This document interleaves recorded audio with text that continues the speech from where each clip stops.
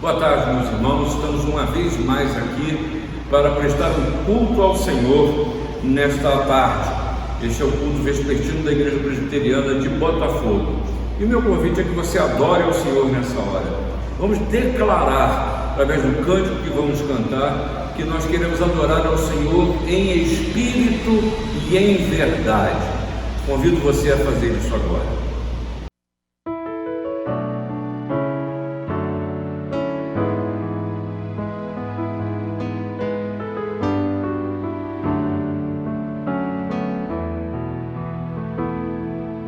Em espírito e verdade, te adoramos, te adoramos. Em espírito e verdade, te adoramos, te adoramos. Rei dos reis e Senhor, te entregamos nosso viver. Rei dos reis e Senhor, te entregamos nosso viver para te adorar, ó Rei dos reis. Foi que eu nasci, ó Rei Jesus. Meu prazer é te louvar, meu prazer é estar nos átrios do Senhor. Meu prazer é viver na casa de Deus, onde flui o amor.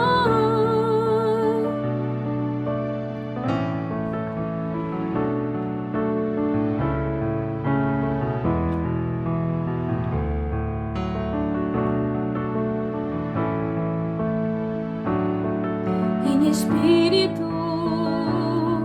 e verdade, te adoramos, te adoramos. Rei dos reis e Senhor, te entregamos nosso viver. Rei dos reis e Senhor, te entregamos nosso viver para te adorar, ó Rei dos reis. Foi que eu nasci, ó Rei Jesus. Meu prazer é te louvar, meu prazer é estar nos átrios do Senhor. Meu prazer é viver na casa de Deus, onde flui o amor.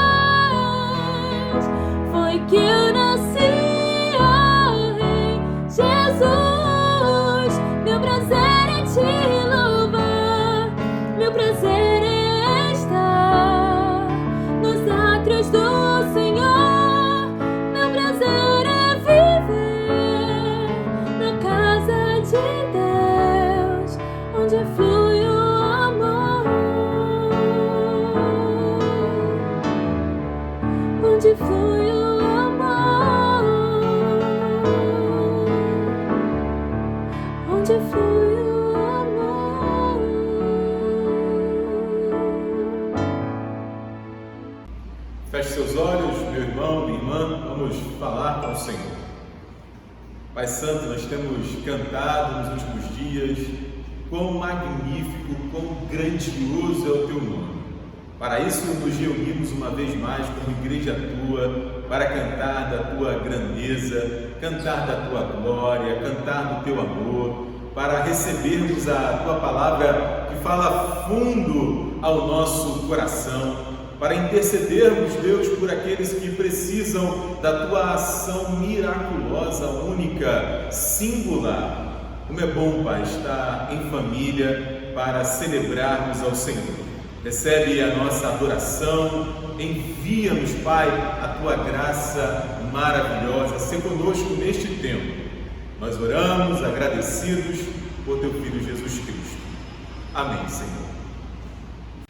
Meus irmãos, nos preparando para o nosso momento de intercessão, vamos ler a palavra de Deus que se encontra no livro de Mateus, no capítulo 14, dos versos de 13 a 21. Mateus, capítulo 14, versículos de 13 a 21. Leiamos a primeira multiplicação de pães e peixes. Jesus, ouvindo isto, retirou-se dali num barco para um lugar deserto à parte. Sabendo-o as multidões, vieram das cidades, seguindo-o por terra. Desembarcando, viu Jesus uma grande multidão. Compadeceu-se dela e curou os seus enfermos. Ao cair da tarde, vieram os discípulos a Jesus e lhe disseram: o lugar é deserto e vai adiantada a hora. Despede, pois, as multidões, para que, indo pelas aldeias, comprem para si o que comer. Jesus, porém, lhes disse: não precisam retirar-se, dai-lhes vós mesmos de comer. Mas eles responderam: não temos aqui senão 5 pães e 2 peixes. Então ele disse: trazei-mos. E, tendo mandado que a multidão se assentasse sobre a relva, tomando os 5 pães e os 2 peixes, erguendo os olhos ao céu, os abençoou.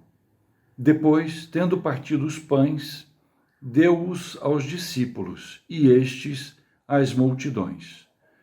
Todos comeram e se fartaram, e dos pedaços que sobejaram, recolheram ainda 12 cestos cheios, e os que comeram foram cerca de 5.000 homens, além de mulheres e crianças. Amém.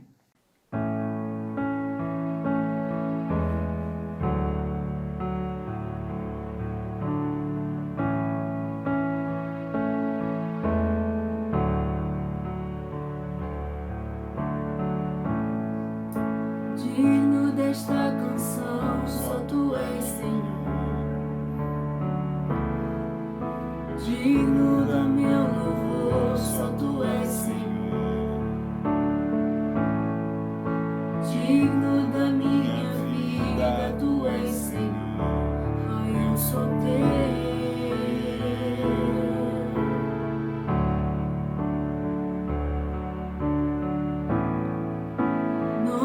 Que é sobre todos é o Teu Jesus, fonte da salvação, só Tu és Jesus. Digno da minha vida, Tu és Jesus. Ah, eu sou Teu, eu sou Teu. Santo, és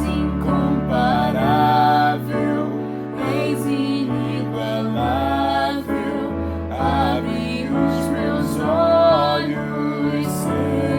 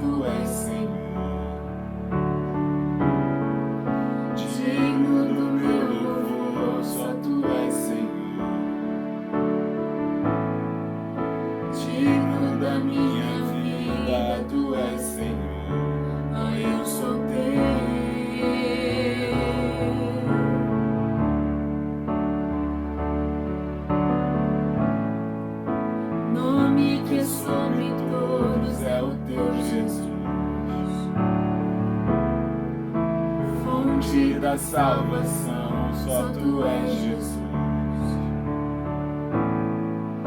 Digno da minha vida, tu és Jesus. Ó, eu sou teu, ó, eu sou teu. Santo, és incomparável, és inigualável.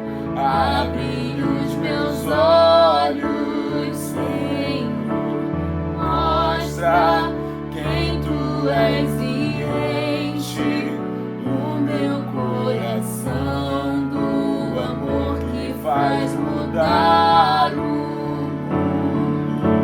Santo, és incomparável, és inigualável. Abre os meus olhos, Senhor, mostra quem tu és e enche o meu coração do amor que faz mudar o mundo.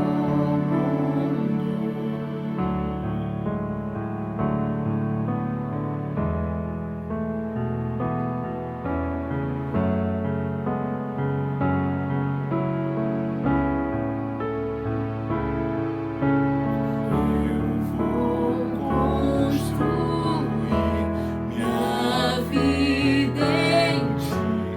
Tu és meu fundamento. Eu vou confiar somente em ti. Não vou ser abalado. Eu vou construir minha vida em ti. Tu és meu fundamento. Eu vou confiar somente em ti. Não vou ser abalado. Eu vou construir minha vida em ti. Tu és meu fundamento. Eu vou confiar somente em ti. Não vou ser abalado. Eu vou construir minha vida em ti. Tu és meu fundamento. Eu vou confiar somente em ti. Não vou ser abalado. Santo, és incomparável, és inigualável. Abre os meus olhos, Senhor, mostra quem tu és e enche o meu coração do amor que faz mudar o mundo.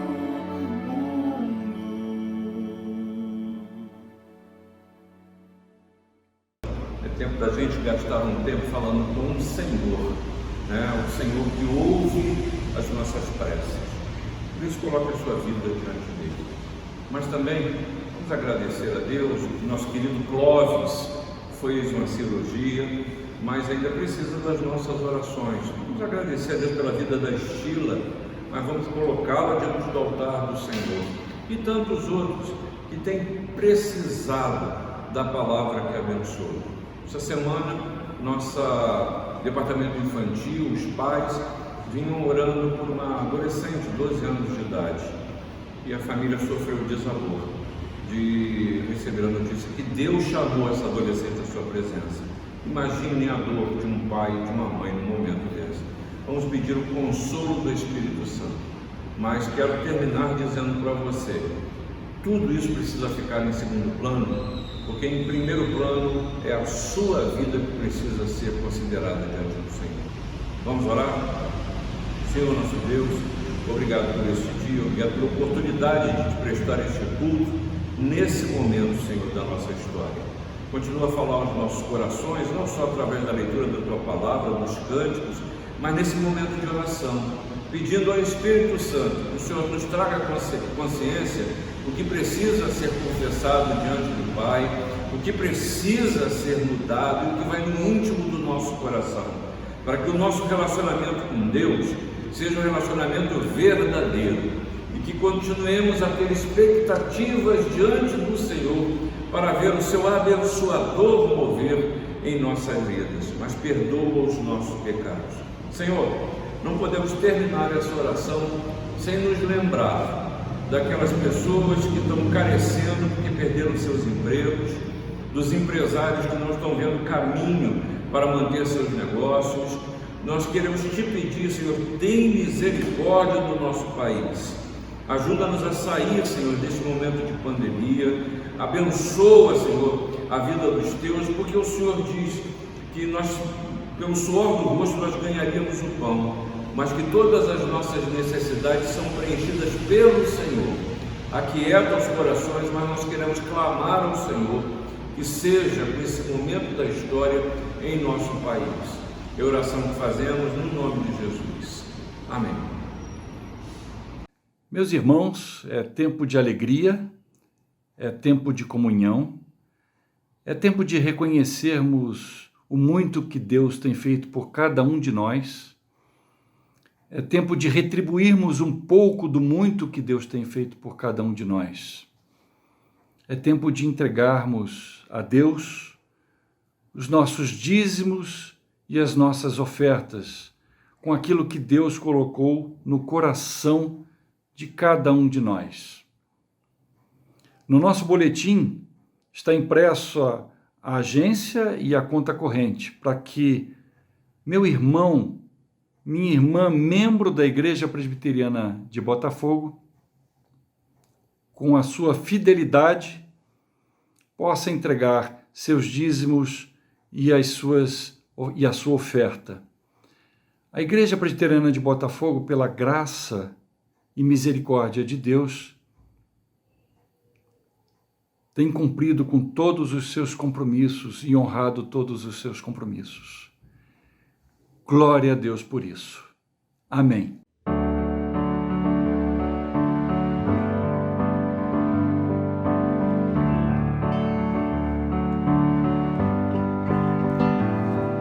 Jesus, em tua presença, reunimos-nos aqui, contemplamos tua face e rendemos-nos a ti, pois um dia a tua morte trouxe vida a todos nós e nos deu completo acesso ao coração do Pai.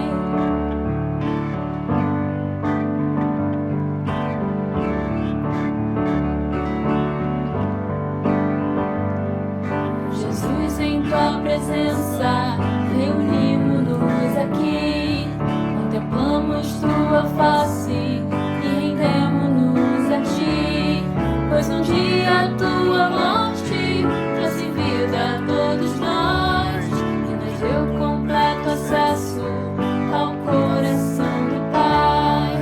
E o véu que separava já não separa mais, a luz que outrora apagada agora brilha e cada dia brilha mais. Só pra te adorar e fazer teu nome grande e te dar o louvor que é devido. Estamos nós aqui.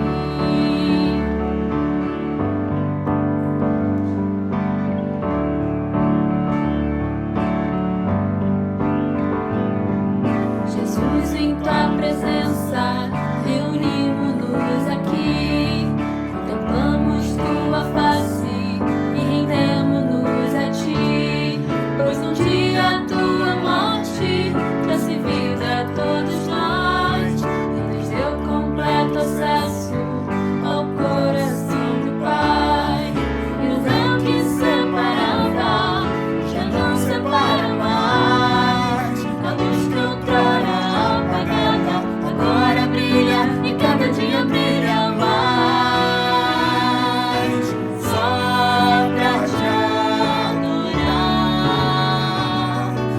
fazer teu nome grande e te dar o louvor que é devido.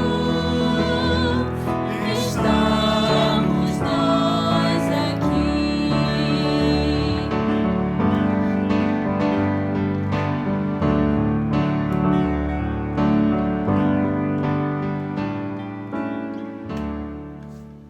Vamos orar? Bondoso Deus, eterno Pai, te somos gratos por esse momento de dízimos, de ofertas. Temos feito de forma diferente, não temos vindo fisicamente ao teu altar, mas nossos corações nós entregamos a ti, Senhor. Não viemos a ti, não viemos ao teu altar, não nos prostramos por medo, não nos prostramos por obrigação, mas por gratidão. Por gratidão pelo cuidado que o Senhor tem tido para conosco, pela proteção, pelo todo que o Senhor nos dá, apesar do que nós somos. Somos falhos, somos pecadores, e ainda assim o Senhor nos ama, ainda assim o Senhor nos cobre com a tua maravilhosa graça, com a tua infinita misericórdia. Clamamos também que esses dízimos, essas ofertas, tenham a direção dada pelo Senhor. Sabemos que o Senhor já tem feito o seu trabalho nessa igreja, neste bairro. Clamamos para que ele continue sendo feito, para que esses dízimos, para que essas ofertas sejam sempre utilizadas para o louvor da tua glória. Em nome do teu Filho Jesus, eu te peço, já agradecido. Amém. Então, minha amada igreja, vamos abrir a palavra do Senhor no Evangelho de Mateus, no capítulo de número 14. Eu procederei à leitura dos versículos de 22 a 33. A palavra de Deus nos diz o seguinte: logo a seguir, compeliu Jesus os discípulos a embarcar e passar adiante dele para o outro lado, enquanto ele despedia as multidões. E despedidas as multidões, subiu ao monte a fim de orar sozinho. Em caindo a tarde, lá estava ele, só. Entretanto, o barco já estava longe, a muitos estádios da terra, açoitado pelas ondas, porque o vento era contrário. Na quarta vigília da noite, foi Jesus ter com eles andando por sobre o mar. E os discípulos, ao verem-no andando sobre as águas, ficaram aterrados e exclamaram: é um fantasma! E tomados de medo, gritaram. Mas Jesus imediatamente lhes disse: tende bom ânimo, sou eu, não temais. Respondendo-lhe Pedro, disse: se és tu, Senhor, manda-me ir ter contigo por sobre as águas. E ele disse: vem. E Pedro, descendo do barco, andou por sobre as águas e foi ter com Jesus.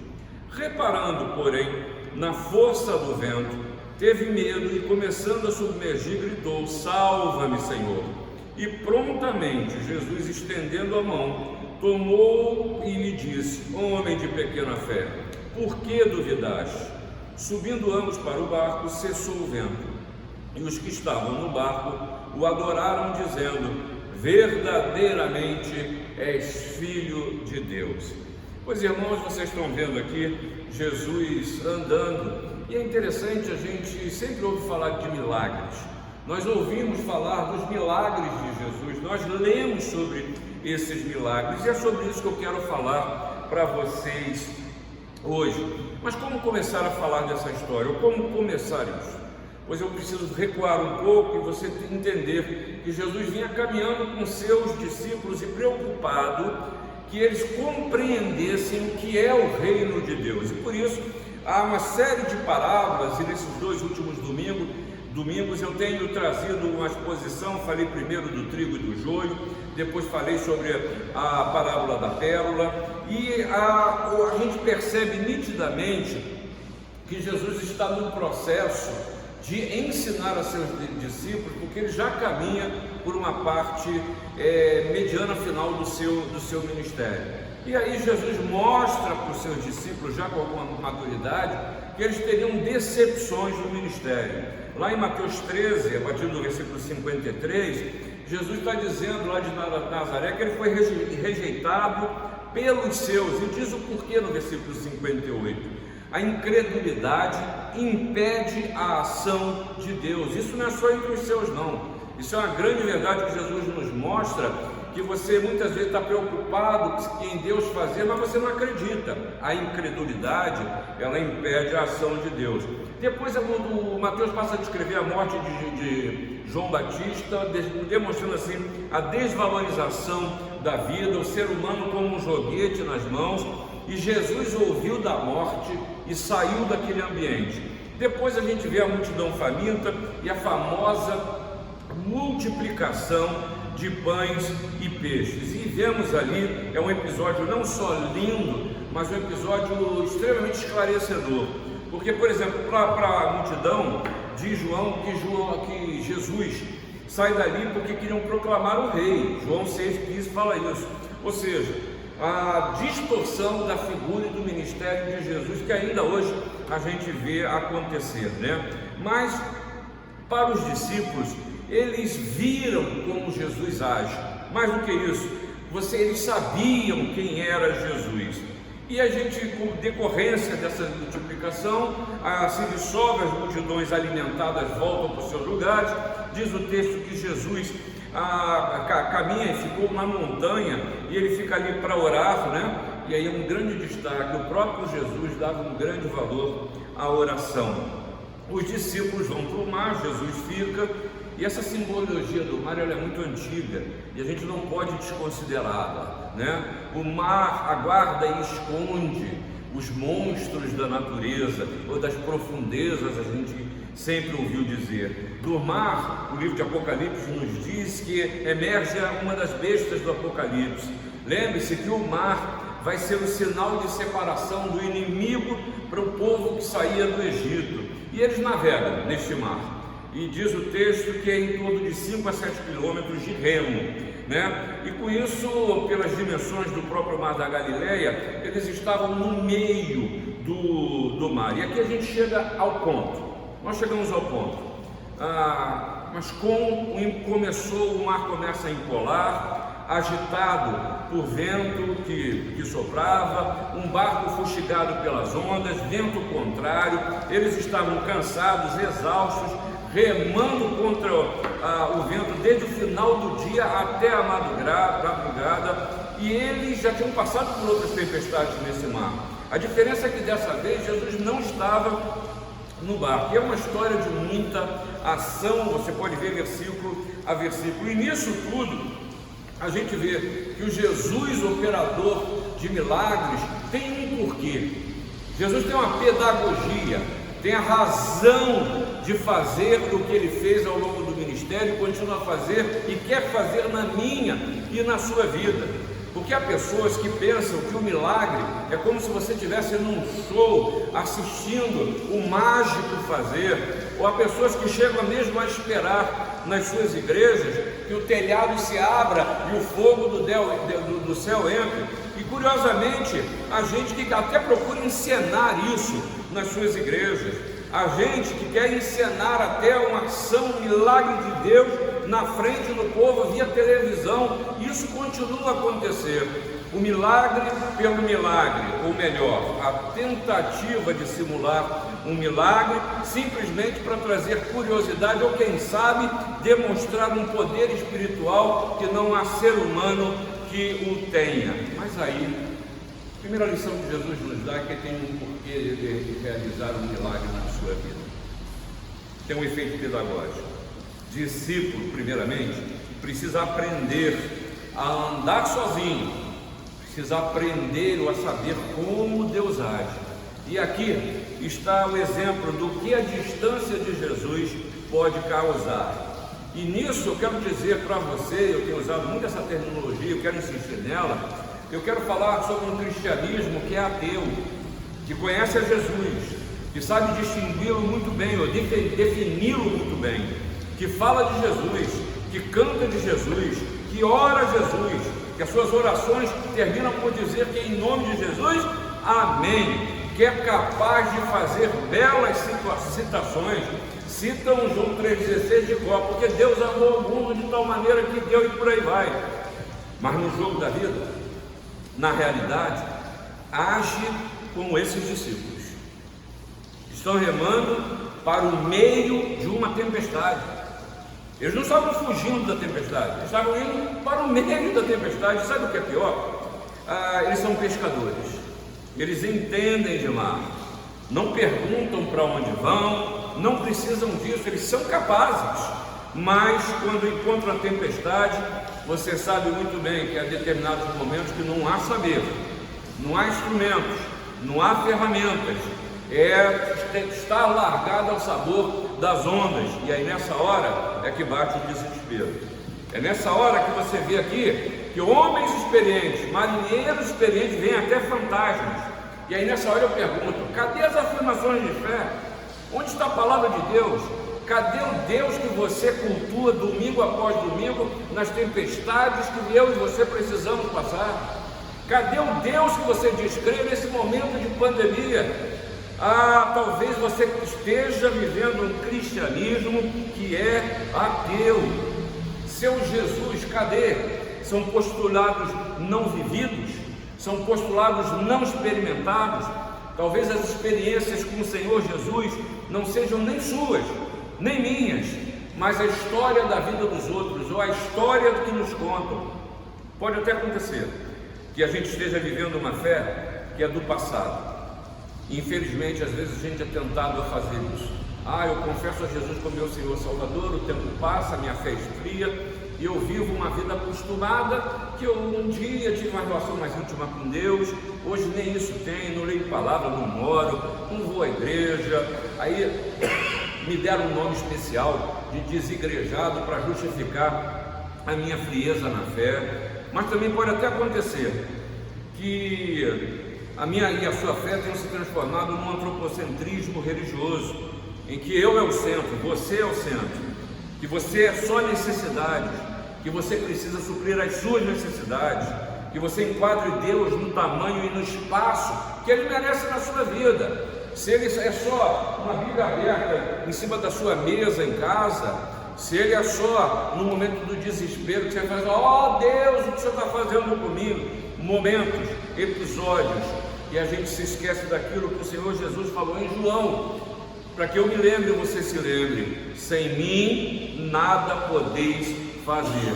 E aí a gente aprende aqui nesse texto também que o que causa a distância de Jesus na vida do discípulo. Sabe, irmãos, hoje a gente sofre a tentação de viver um cristianismo sem Cristo, cristianismo cultural. Estou insistindo nisso, de costume, de rito, de obrigação, de realização, de espetáculo. Mas se eu for me analisar e olhar para dentro, Cristo não faz parte disso.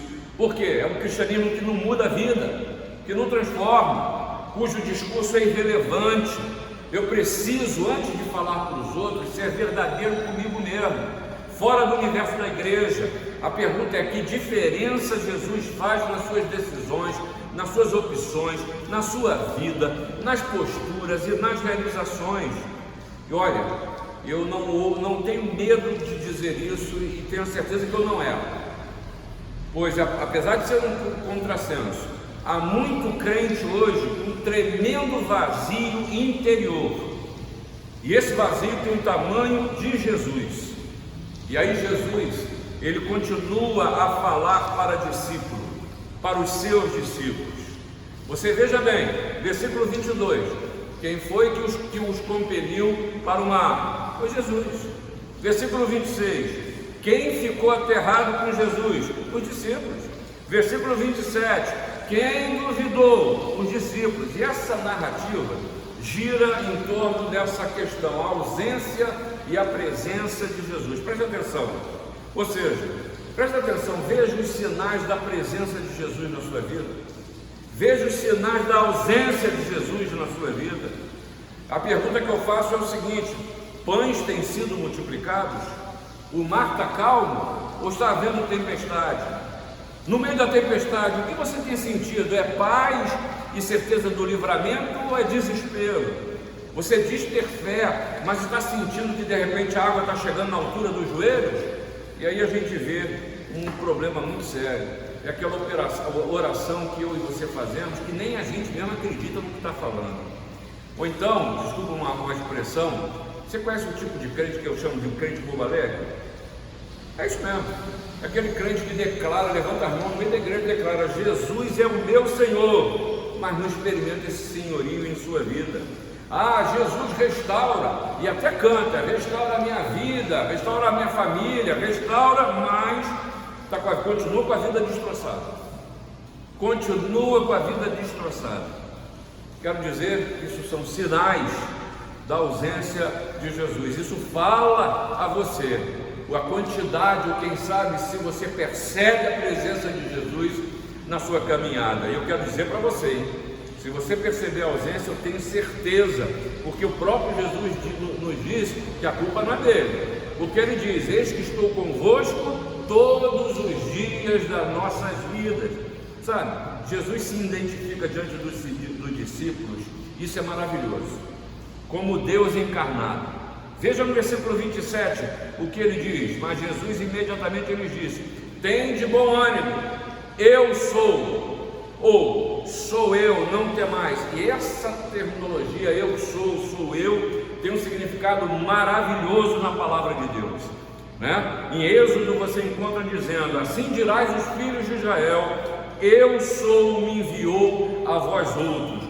Jesus usou esse mesmo termo, eu sou, em 7 declarações sobre si mesmo, ele revelando a figura de Deus, e em todas as 7 ele combina a expressão eu sou com metáforas que expressam a sua imensa relação de salvação com o mundo.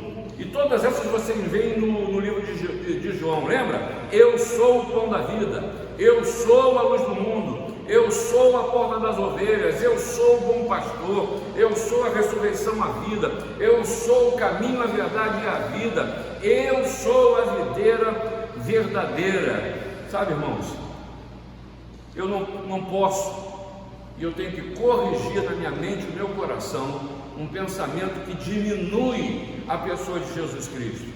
E a gente que tem uma visão de vida hollywoodiana, que no final tudo dá certo, para a gente é um anticlímax entender um Deus que morre. E há muitas pessoas que não creem porque acham ver nisso fraqueza, mas não percebem que esse Deus é o Deus de todo o poder, que ele venceu a morte, aquilo que ninguém fez antes, nem depois.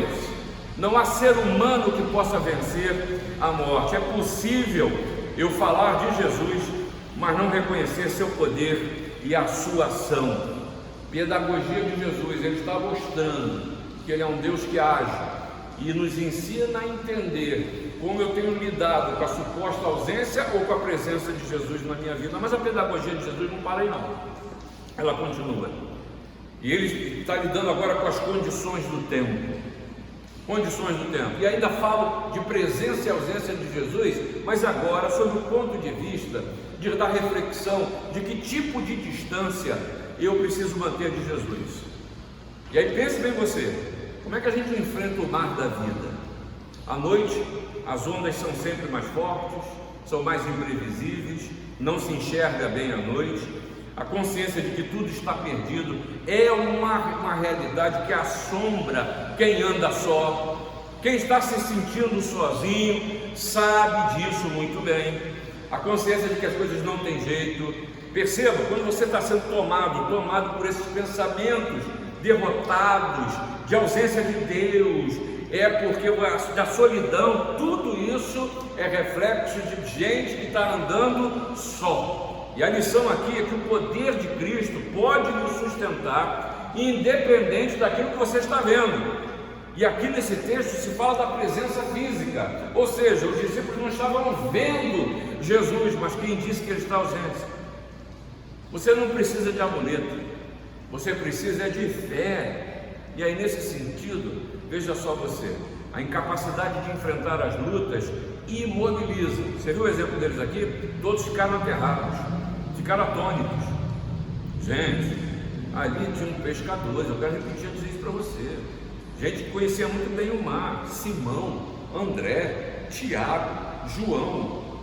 E aí a gente sabe o porquê que eles estavam enfrentando essa dificuldade. Esse mesmo texto você encontra no Evangelho de João e encontra no Evangelho de Marcos.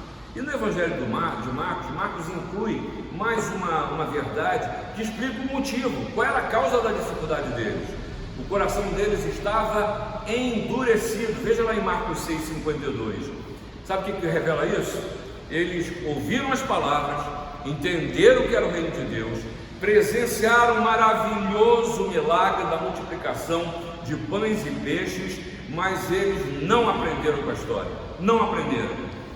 Eles não aprenderam porque tem outra coisa. Eles passaram por outra tempestade com Jesus antes disso. Em Marcos, no capítulo 4, os versículos 35 a 41, mostra que eles passaram por outra tempestade e viram que Jesus acalmou. Não aprenderam com a história. E Marcos, narrando essa primeira tempestade, ele conclui dizendo que eles não tinham compreendido o milagre dos pães antes, porque o seu coração estava endurecido. Endurecido, esse termo grego quer dizer, sabe, calo. Calo eu e você conhecemos bem. A gente sabe que isso tudo, na verdade, é um libelo à dependência psicológica de sistemas religiosos, de gente que só tem hábito religioso. Há muita gente que está acostumada com a igreja, sabe o que é isso? Fez calo, já não sente, já não percebe, perde a sensibilidade para perceber. E tem muita gente hoje que vive essa fé acostumada. Há muita gente hoje que é dependente de analgésicos espirituais. Há muita gente dependendo até da fé de outras pessoas. Há muitas pessoas abrindo mão de um relacionamento real, integral e pleno com Deus, com medo de ter que assumir o mar da vida, mas continua afundando em suas lutas, porque não tem jeito. O próprio Jesus disse: no mundo tereis ou passais por aflições, mas tende bom ânimo, porque eu venci o mundo. E aqui eu vi o Papa Francisco dizer uma coisa que eu achei muito interessante, eu quero compartilhar com você. Você pode ter sido criado na igreja, pode ter sido batizado na igreja, pode ter servido na igreja, pode ser que tenha até casado na igreja, morrido na igreja e ainda assim acordar no inferno, caso você seja meramente da igreja e não de Cristo. Pois eu preciso analisar a minha relação com o Senhor Jesus. Agora veja só, olha que coisa curiosa. Eles se maravilharam, diz Mateus aí no versículo 27, que depois de acalmada a tempestade, depois no capítulo 8, 27, no outro momento, surpresos disseram: quem é esse? Que até os ventos o obedecem. Era o Jesus que eles já vinham seguindo há tanto tempo. E aí a gente vê a lógica do homem nesse texto aqui. A lógica do homem, né? Eles clamam por socorro, Jesus vai ao encontro deles andando sobre o mar, e a lógica humana continua a funcionar. Ou seja, homens não andam sobre o mar, mas a gente precisa aprender a discernir a ação de Deus, porque hoje eu e você corremos um sério risco de dar mais atenção aos feitos do inimigo das nossas vidas do que reconhecer a bênção de Deus. E o que é pior, há pessoas até que atribuem a Satanás, a homens, a situações, a sua própria força, o mover sobrenatural de Deus na caminhada. Mas veja só, a anatomia da ação de Deus em favor desses discípulos, que está dizendo a anatomia de Jesus em seu favor, em meu favor. Veja aí, Bíblia aberta, versículo 25. Jesus olhou e viu que eles estavam em dificuldade. E o que faz Jesus? Os abandona largados à própria sorte, porque está fazendo algo extremamente espiritual, está orando. Não, Jesus resolve ir ter com eles. É assim que continua a ser a visão de Jesus sobre os seus discípulos, em ir, ouvir ao nosso encontro. Aí chega o versículo 32, olha o que diz: Jesus subiu no barco para estar com eles, e qual é a consequência disso? O vento cessou. Aí você que foi criado, nascido e criado na igreja, sabe, ele canta desde pequeno, né? Com Cristo no barco, tudo vai muito bem, e cessa o temporal. Aí está algo que eu queria que você parasse para pensar no mar da sua vida e no barco em que você está. Mas aí tem uma mensagem de Jesus para nós. E a mensagem resumida dessa coisa que eu acabei de dizer é o seguinte: eu sei, Jesus está dizendo, eu sei do que vocês precisam. Eu estou vendo vocês. Ele mesmo dizia, e eu tenho certeza que eu estou convosco. Eu quero viver as mesmas situações de vida que vocês vivem. O vento, ele cessou. E sabe o que quer dizer isso? É exatamente a síntese da ação de Deus em nossa vida, e também me permite analisar. Eu hoje vivi um dia muito agitado, meu coração intranquilo, até achando que as coisas não iam dar certo. Eu estava sofrendo antes de realizar, antes de fazer. E agora o que acontece? Deu para fazer tudo o que era necessário, no seu devido tempo. Coisas que eu tentei outros dias fazer e não consegui, hoje fluíram naturalmente. Sabe por quê? Porque Deus continua a agir na nossa vida. Quando a coisa não está acontecendo do jeito que você quer, a primeira coisa que você tem que fazer é olhar para dentro, para saber, Senhor, como disse o salmista, vê se há em mim algum caminho mau, mas também compreender que tudo se faz no devido tempo e tudo que Deus faz é bom. E aí eu caminho com você ainda por uma terceira lição que Jesus nos ensina nesse quadro, o que é verdadeiramente um milagre. Você sabe que aqui a gente vê nitidamente a identidade da comunidade com a sua missão, que é reconhecer a Jesus. Jesus, ele se compadece dos discípulos, e aqui nesse momento a figura de Pedro, Pedrão, ele emerge nessa história. Pedro, pescador, conhecia o mar. Pedro olha para Jesus, vai ao seu encontro. Pedro estava indo até bem, até prestar atenção na força do vento. E aqui eu quero falar um exemplo de um amigo, não vejo há muitos anos, Caifás, porque ele dizia o seguinte: o medo e as circunstâncias adversas são os maiores inimigos da prática da fé. Maior inimigo da prática da fé, medo e as circunstâncias. Por isso que a gente canta tanto tempo e continua a se equivocar. Não olha as circunstâncias. Conversa, a gente fala isso para tentar se convencer, mas as circunstâncias nos abalam. E a gente vê que a fé de Pedro era pequena porque ele simplesmente não perseverou. Começou muito bem, saiu do barco e foi ao encontro. E com a gente acontece muitas vezes isso. A gente experimenta pouco o milagre, e a gente experimenta o milagre por pouco tempo. A gente crê, mas não ora, por exemplo. No primeiro contratempo a gente até desiste. Quando a gente pede a recuperação de alguém, e agora eu quero que você pense nisso, né? Vamos lá, nós estamos com uma pessoa na igreja que tem uma doença que é crônica e terminal. Vamos orar pedindo a recuperação dela. Mas no interior, muitas vezes o que a gente diz é o seguinte: tadinha, né? Vamos orar, mas é recuperar, não tem jeito não. A pergunta é: até onde você tem fé para seguir na sua vida? A fé é pequena porque não perdura, não se sustenta. É muito difícil a gente desvincular a força das lutas da mão do Salvador, e a gente precisa aprender a fazer isso.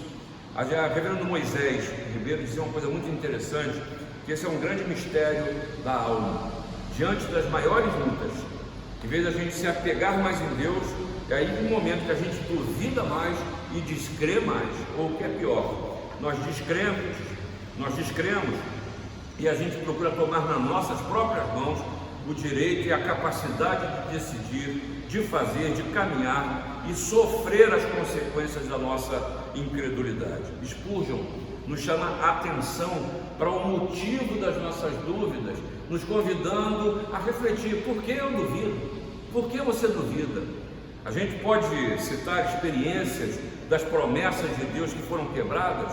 Não há nenhuma, todas se cumpriram ou estão se cumprindo. O presente mal, ele está além do poder da onipotência de Deus? De maneira nenhuma. O Senhor continua sendo de ser Deus e controlar a história. As promessas de Deus foram abolidas? De forma alguma. A gente que creu e ainda assim não foi atendido por Deus, isso não existe exemplo. O Evangelho do Senhor foi revogado, a misericórdia de Deus se acabou, Deus parou de agir com graça? Não. Mas a gente precisa pensar, diz Spurgeon, nos verdadeiros motivos e ousar declará-los para a gente mesmo, assumir isso. Eu preciso assumir o meu senso de culpa. Eu preciso assumir que os meus pecados são grandes, numerosos, são agravosos, são singulares, que eu não posso pensar em salvação só para mim, que meus fracassos justificam o desespero, quando eles são vistos ao lado das realizações dos outros homens, e revelam na verdade o que é inveja, em não perceber que Deus está agindo também na minha vida, nas minhas provações, que são tão peculiares, tão aterradoras, tão longas e tão variadas, quando o meu coração falha e eu ouso dizer que não suporto mais. Jesus sabe disso tudo. Em vez de te julgar, em vez de apontar o dedo, ele se compadece e clama os seus discípulos: salva-me, Senhor. Clama pleno aí no versículo 30. E o salmista nos mostra o que é passar pelo que Pedro está passando. Salmo 69, versículos de 1 a 3, nos diz o seguinte: salva, meu Deus, porque as águas me sobem até a alma.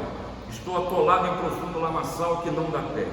Estou nas profundezas das águas e a corrente me submerge. Estou cansado de clamar. Secou-se minha garganta, os meus olhos desfalecem de tanto esperar por meu Deus. E sabe como o Senhor age? Como Jesus agiu aqui? Acalmando os temores dos seus discípulos, acalmando os nossos temores. Aí você veja, o pavor repentino turvou a interpretação da realidade. Isso acontece nos nossos momentos de crise. Veja só, pensaram se tratar de um fantasma e gritaram. Gente, conheciam Jesus, conviviam com ele. E a gente assim, que conhece a Jesus, crê nele, adora a Deus, mas diante das menores lutas vem fantasmas na sua existência. Quantas vezes a gente não tem que conversar e mostrar para a pessoa: gente, não é isso que está acontecendo, a realidade não é essa, você criou isso na sua mente. Quanta gente desfaz relação pensando no que não sabe, do que não viu, desconfiando daquilo que não tem motivo para desconfiar, ou seja, gerando uma vida que é de incerteza, de desconfiança. Você sabe, aqui eu quero até falar para você que não crê, porque tem gente que se pega nesse momento da história, nessa tempestade, pelo fato de duvidar que Jesus tenha andado por sobre o mar. Mas eu quero dizer para você o seguinte, quero trazer uma curiosidade para você pensar. Se você quiser interpretar que na realidade Jesus não andou sobre as águas, ele estava numa parte rasa, mas eu quero dizer para você que ainda assim o texto nos ensina que muitas vezes o que Jesus faz é nos trazer a realidade. Muitas vezes eu estou achando que estou morrendo afogado e nos desesperamos em lugares que na verdade são rasos. Quero dar um exemplo disso. Meu filho mais novo, Rafael, eu falei ontem que eu ia contar essa história para vocês, tá? Na verdade nós estávamos de férias e a gente ia muito para aquela região de Guarapari, no Espírito Santo, e tinha uma praia lá, que era a praia que só ia as crianças, porque não tinha muita onda, o mar estava rasinho, água boa, e ele doido para ir para lá. A mãe chegou, botou lá a sunguinha nele, aí começou a apagar, ele querendo correr para ir para o mar, ela segura de cá, bota a tal das bolinhas no braço, bota aquele negócio, como é que é, o negócio para não queimar, no corpo todo, bisunto moleque, e agora vamos embora. Ele sai, parte para dentro do mar. Quando ele pisa primeiro na água assim, ele abaixa a cabeça e a cabeça dele entra dentro da água, e ele ficou e não tirava a cabeça. Ele estava a ponto, eu acho, de morrer afogado, até que uma senhora salvou a vida do meu filho. Sabe como é que ela fez? Ela puxou a cabecinha dele, levantou, o bicho estava bebendo água. Ou seja, meu filho estava correndo o risco de morrer com os pés no chão, numa água que não dava 15 centímetros, porque abaixou a cabeça e entrou em desespero por causa daquilo. Você está rindo do meu pequeno Rafael, mas agora já é um homem feito, graças a Deus. Mas você sabe que aquilo me ensinou muito. Eu olhei para aquilo e falei assim: o Senhor está me mostrando que quantas vezes eu não me desespero, estando com os pés no chão, estando com o meu corpo todo fora d'água, e eu me abaixo, por minha ação, eu enfio a cabeça debaixo d'água, é só o Senhor pega pelo luto e levanta assim. Ah, meu irmão, isso é uma lição para a sua vida. Isso é a presença de Jesus que faz. Se a presença de Jesus na sua vida que te chama a prestar atenção, que as circunstâncias não precisam e não devem ser observadas, quando Jesus ele é identificado nelas. Você não precisa temer as circunstâncias. E aí me leva a refletir e, caminhando para o final, te chamar a atenção. Que tipo de experiência você tem tido com Jesus? Ela lhe dá imunidade para o bem-sentir, no momento do choro, nos momentos das dúvidas. Ela lhe permite passar pelas agruras, mas ter uma fé confiante de que Deus vai permitir a você passar por mais este mar. Você se permite enxergar que você está diante do Eu Sou, que é Deus, que sabe lidar com todas as circunstâncias. E o grande ponto é que é a certeza de que na hora da dificuldade o milagre aconteceu. Jesus acudiu. Jesus continua a realizar esse milagre na minha e na sua vida, nos acudindo em todas as nossas necessidades. E aí, concluindo, eu quero te fazer algumas perguntas. Até quando, irmão? Até quando eu e você vamos continuar a experimentar um distanciamento de Jesus? Até quando a gente vai separar certas áreas da nossa vida e mantê-las como se elas tivessem a ausência de Deus? Até quando a gente vai julgar que determinadas coisas na sua vida não interessam a Deus? Até quando eu vou continuar reclamando e achando que estou me livrando de um problema, mas estou indo para o centro dele? Independente de que ponto você esteja, alguns discípulos dizem crer, mas não reconhecem Jesus. Alguns discípulos creem sim, experimentam andar sobre as águas, mas na caminhada titubeiam. Mas é preciso a gente fazer uma confissão de fé, experimentar a realidade de se ver o tempo inteiro como Filho de Deus na presença dele, porque Jesus continua a ser o operador de milagres. E que milagre você prefere na sua vida? Para alguns se satisfazem em dizer: Jesus andou sobre o mar, mas o verdadeiro milagre está no reconhecimento da ação transcendente de Deus na sua vida, que não importam as circunstâncias, Ele continua a te abençoar. Que Deus te abençoe.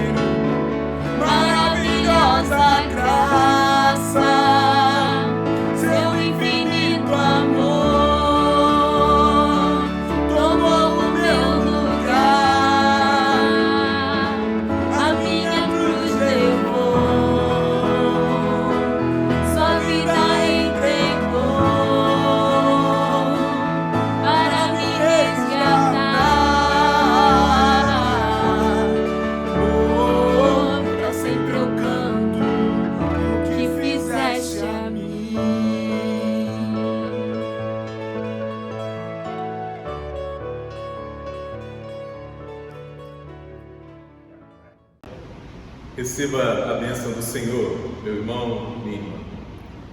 Que a graça do nosso Senhor e Salvador Jesus Cristo, o amor de Deus, o nosso Pai, a comunhão, as consolações do Espírito Santo de Deus sejam com você, meu irmão, minha irmã, com toda a Igreja do Senhor ao redor da terra, hoje e sempre. Amém.